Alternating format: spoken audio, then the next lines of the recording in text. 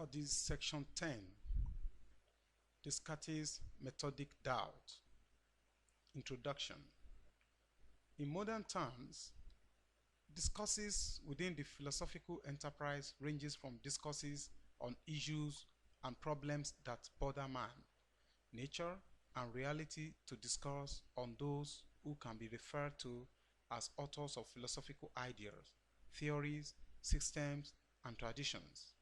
Our concern in this work is of the second kind of philosophical discourse, and of immediate attention here is the philosophical idea of René Descartes, who has been celebrated oftentimes as the founder of modern philosophy. Learning outcomes. When you have studied this section, you should be able to analyze the nature of Descartes' doubt, state the importance of the doubt of René Descartes. Biography of Descartes. Descartes was a son of a councillor of the Parliament of Brittany. He received his education at Jesuit College of PHI, 1604 to 1612, where he got acquainted with mathematics. By 1612, he retreated to Freiburg, Saint, Germany, where he got busy with geometry. He became weary of social life and was used to keeping an solitary lifestyle so that he had few friends. By 1617, he enrolled in the Dutch army. By 1619, he also enlisted in the Bavarian army to play part in the 30 Years' War that was to ensue. It was said that Descartes was allergic to cold and so kept himself warm in a stove for some time, during which he nearly completed his philosophical meditations. By 1621, he gave up fighting and relocated to Paris in 1625. Again, in 1628, against the Huguenot stronghold La Rochelle, he joined the army and after the scenario lived in Holland to avoid persecution. Descartes has been described by scholars as a practicing Catholic and an ardent believer of Galileo science, which was perceived heretical, and Thomas Aquinas' argument for the existence of God. As a result of sentiment of Galileo's science, Descartes became philosophically purged, and Le Monde, the Word, one of his published books, became a result of this. In this book, he maintained the Galilean point of view about the Earth's rotation and the infinitive nature of the universe. The book was published much later after his death. Descartes was frequently noticed in the vicinity of Holland, France, and England during his lifetime. Most importantly, the record of his stay in Holland has been emphasized by most scholars because of the aura atmosphere of intellectual engagement that Holland provided for most scholars, even the absurd ones. It is the belief that Holland was an academic shelter center in the world during the 17th century that provided solace for other thinkers like John Locke, Hobbes, and even Spinoza.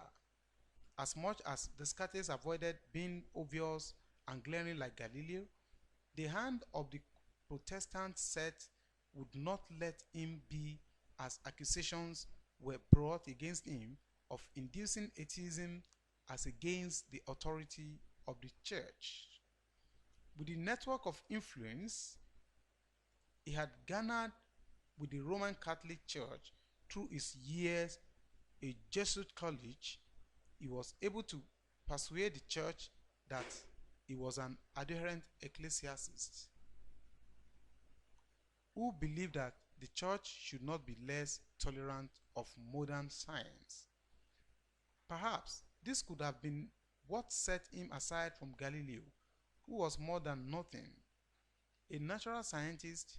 Besides this, the intervention of French ambassador Charnot and the Prince of Orange warded off most of these attacks.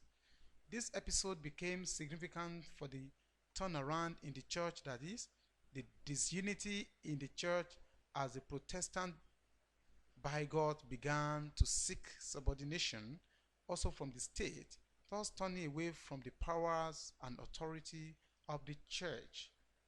By 1649, Descartes was rolling seawards towards the Queen of Sweden, Queen Christiana, whom through the connection of Ambassador Charnot had sought to receive tutelage under Descartes. Exercising her sovereign powers, the Queen had Descartes beckoned to her intellectual call as early as 5 in the morning in the cold Scandinavian winter.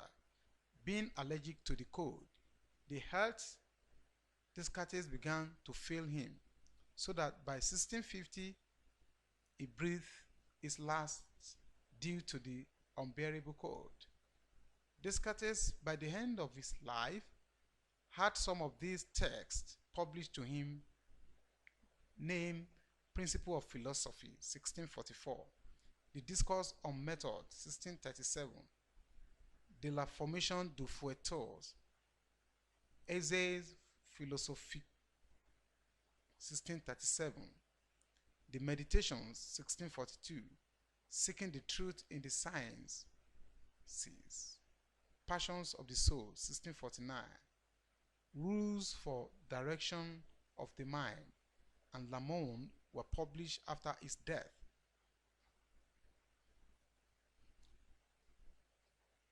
His ideas are renowned and reflected in his influence over Jelinek, which much later was to inspire Malebranche and Spinoza. Of course, there seems to be no doubt that Descartes' influence knows no bound, even in the contemporary times, as most of his insight till date spurred so many debates. The mind and body debate is indeed one of great significance.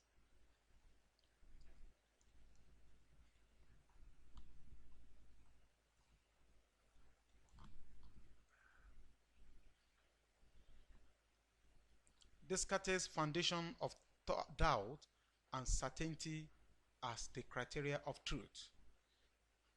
His two books, Discourse on Method and Meditations, delivers in detailed style his epistemological agenda, which emerged out of doubt on everything he could afford to doubt. The method of proceeding from doubt to the Archimedean point, that is certainty, is what is called the methodological skepticism, methodic doubt. The intention of this Cartesian methodological mode is to seek a ground basis for his philosophy, ideas, and beliefs. To begin with, Descartes found it necessary to apply this method to things he directly apprehends and believes he knows from his immediate sense, experience, and perception.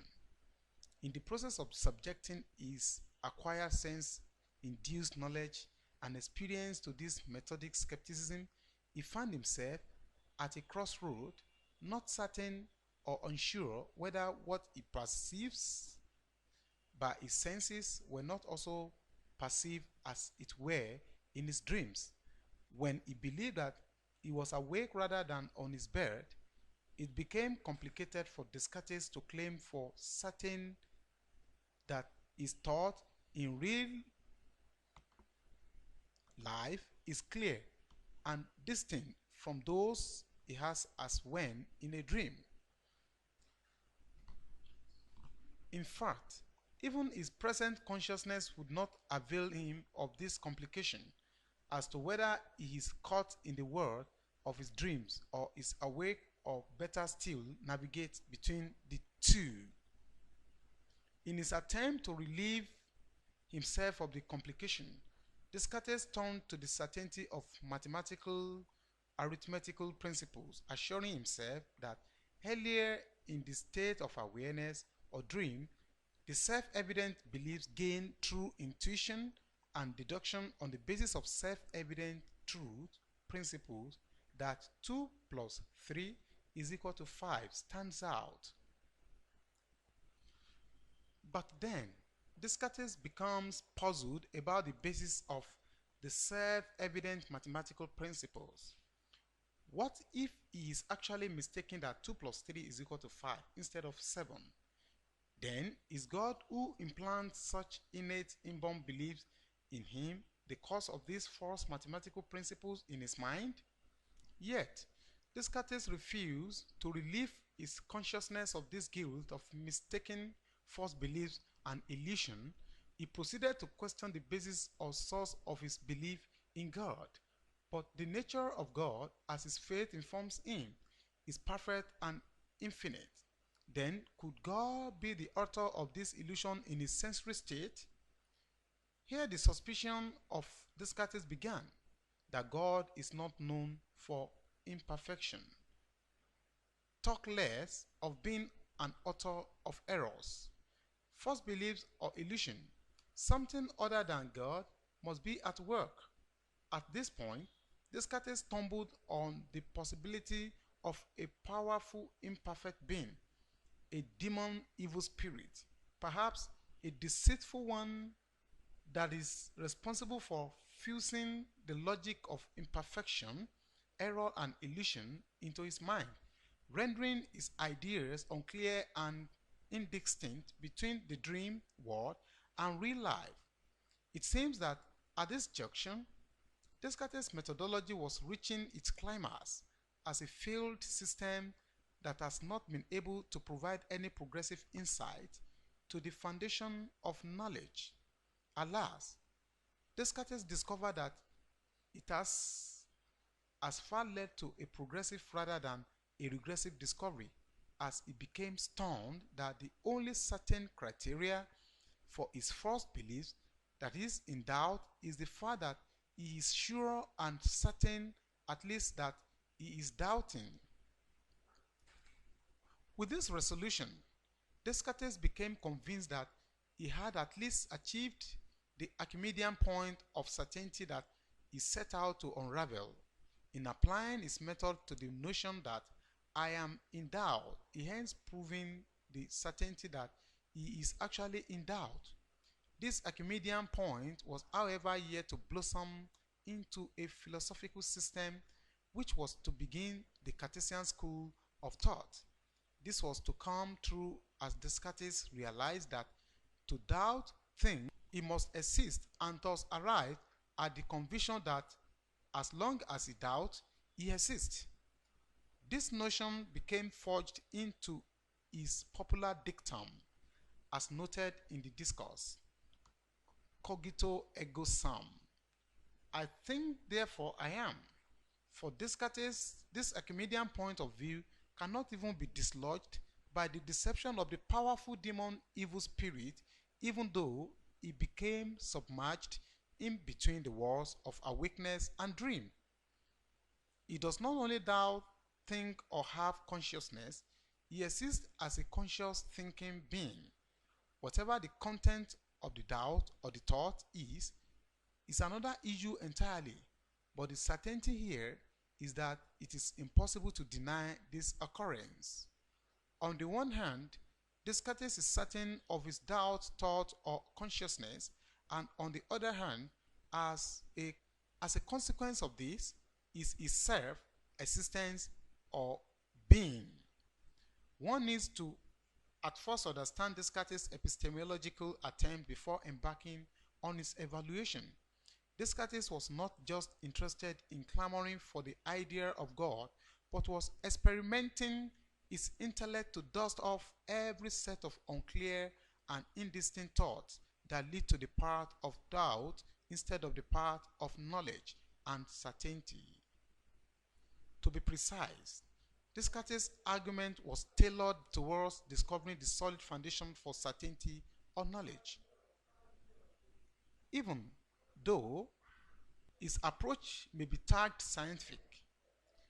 Unlike his predecessors, Descartes exudes an odor of individualistic or self-searching outlook on those ideas, beliefs, and experiences that have been taken for granted as certain, and thus his epistemic pursuit was in search of an unhindered, clear, and distinct reflection, which, as it suggests, must be cultivated through doubting as much as one can. To discover the path of illusion or error and the point of departure into certainty, his approval of this methodological skepticism as an epistemic framework is one that gears up every individual to employ the introspective power of thought to discovering and justifying what is known and unknown. This way, one would not misinterpret Descartes' epistemological agenda from a pessimistic point of view as one that attempts to hoist the possibilities of all forms of knowledge and hence leads to global skepticism. On the contrary, Descartes' intention through his method is one of a guide, an obstinate and optimistic remedy that attempt to formulate a sort of universal science through which every individual can live to respond with certain disposition to every other questions. Despite the attainment of this clear and distinct idea that aided Descartes to overcome skepticism, further complications emerged. Notable here is the metaphysical explication that his epistemological led to, which till date seem to have driven Descartes' philosophy within the arena of contemporary discourse that is loaded with unanswered, inadequate response with implication on the existence of the self and other, cause and effect, mind and body, and not of least concern, the existence of God. Study session summary. Descartes' legacy to the history of philosophy as well as to the history of ideas is not so much his answers as it is the questions he raised and the method he employed in his rational inquiry. These are of such lasting importance that philosophers and scientists, even to the present times, are still trying to come to terms with the Cartesian agenda. Some points of Descartes' legacy include, among others, his idea of certainty and the goal of achieving a universal science in the rationalistic tradition. This is the end of Philosophy 104. Thanks for listening.